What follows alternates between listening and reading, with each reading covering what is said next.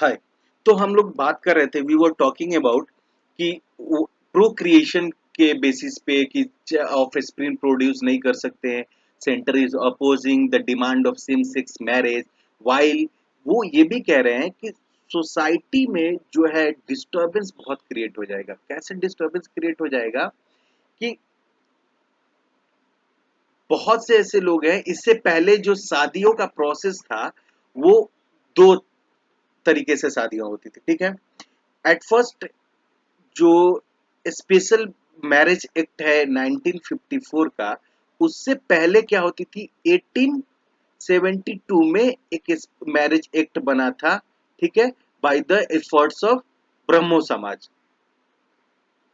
ब्रह्मो समाज के एफर्ट से वो मैरिज एक्ट बना था, ठीक, उसके तहत शादियां होती थी। और there was also later on एक और मैरिज एक्ट बना इंडिया में, जो इस्लामिक पर्सनल लॉ था।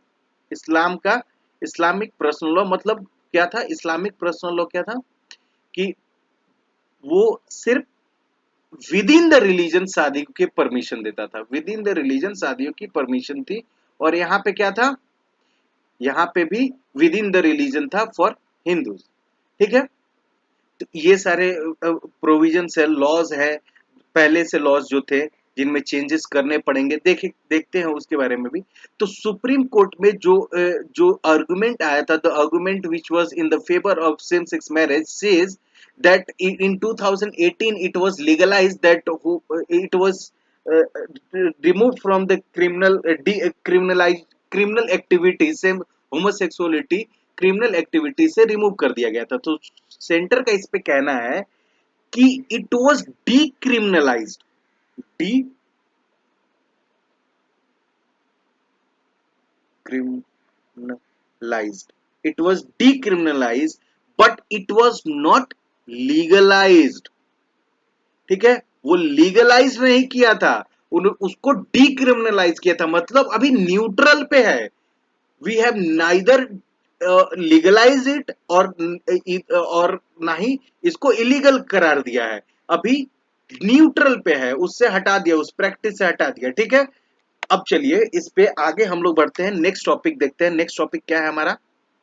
Next next argument, centre government का stand on same sex marriage क्या है। सेंट्रल गवर्नमेंट और सारे और क्या क्या पॉइंट्स पुट अप कर रही है। तो मैरिज बिटवीन, सेंटर क्या कह रहा है कि marriage between a biological man and a biological women is a sacred union. Sacred मतलब पवित्र रिश्ता है, पवित्र रिश्ता, सीरियल इंडियन डेली सॉप्स के नाम से, ठीक है। पवित्र रिश्ता है, संस्कार in India claims the government, कि ये सदियों से चलते आया, from millions of the year, that only a female to male is getting married. क्यों? वो भी क्यों, मैरिज भी क्यों जरूरी था? क्योंकि क्या करना था? ऑफ स्प्रिंग मतलब बच्चे पैदा करने के लिए, प्राइमरी पर्पस तो यही था मैरिज का कि बच्चे पैदा होंगे, सोसाइटी बढ़ेगी, ठीक है। दूसरा पॉइंट क्या कहते हैं? According to the government, the court 2018 decision in the Navtej Singh Johar versus Union of India decriminalise same sexual activity not legalise it. जैसे मैंने आपको अभी बताया कि किसके विरुद्ध केस था? Navtej Singh Johar versus Union of India. और ये जजमेंट दिया किसने दिया था? The judgement was given by justice Deepak Mishra, ठीक है। जस्टिस दीपक मिश्रा ने यह जजमेंट दिया था, कब? 6 दिसंबर 2018 को, ठीक है।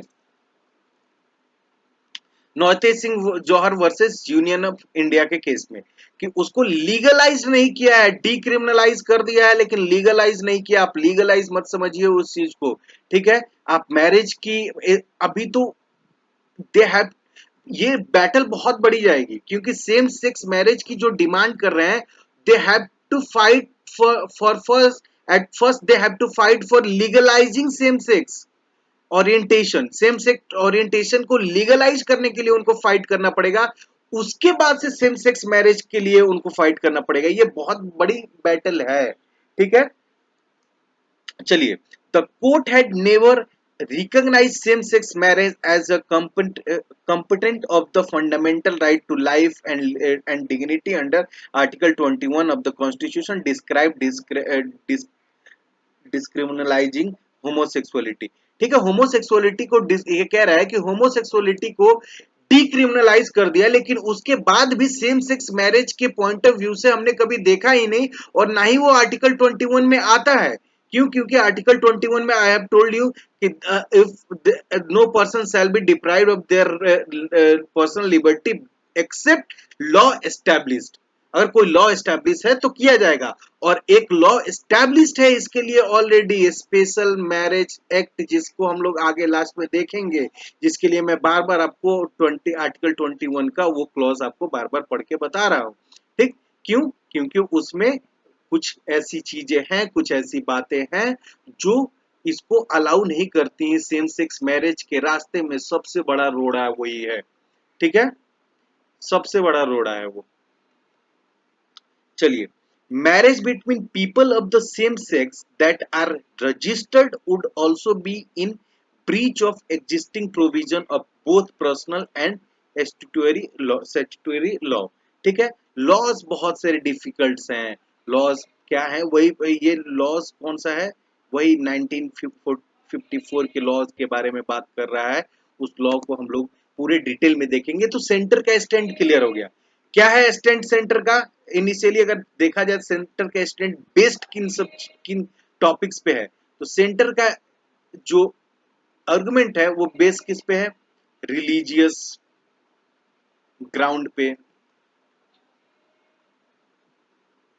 कल्चरल ग्राउंड पे, सोशल ग्राउंड पे, ठीक, ट्रेडिशनल ग्राउंड पे, ठीक, और कॉन्स्टिट्यूशनल ग्राउंड पे भी, क्योंकि कॉन्स्टिट्यूशन भी अलाउ नहीं कर रहा था, अभी तक तो नहीं कर रहा है। If Supreme Court has is going to deliver a judgement in favour of same sex marriage, then it could add a new binary for sure, और उसके लिए बहुत सारे लॉज चेंज करने पड़ेंगे, क्योंकि प्रॉपर्टीज के लॉ चेंज होंगे, और एडॉप्टिंग अ चाइल्ड का लॉ चेंज होगा, स्पेशल मैरिज एक्ट को पूरी तरीके से अमेंड करना पड़ेगा, तब जाकर वो मिलेगा। क्यों अमेंड करना पड़ेगा स्पेशल मैरिज एक्ट को, वो देखेंगे लास्ट में। अभी तक ये टॉपिक इतना था, आपको समझ में आ गया होगा। स्टार्टिंग से हमने शुरू किया कहां पे? न्यूज क्या था स्पेशल सेम सेक्स मैरिज के लिए, आर्गुमेंट्स क्या थे सुप्रीम कोर्ट में, सुप्रीम कोर्ट का दलील क्या था, सेंटर का दलील क्या है, ट्रेडिशनल बैकग्राउंड्स क्या है, आर्टिकल 21 क्या करता है, आर्टिकल 21 का 21 sorry article 19 clause 1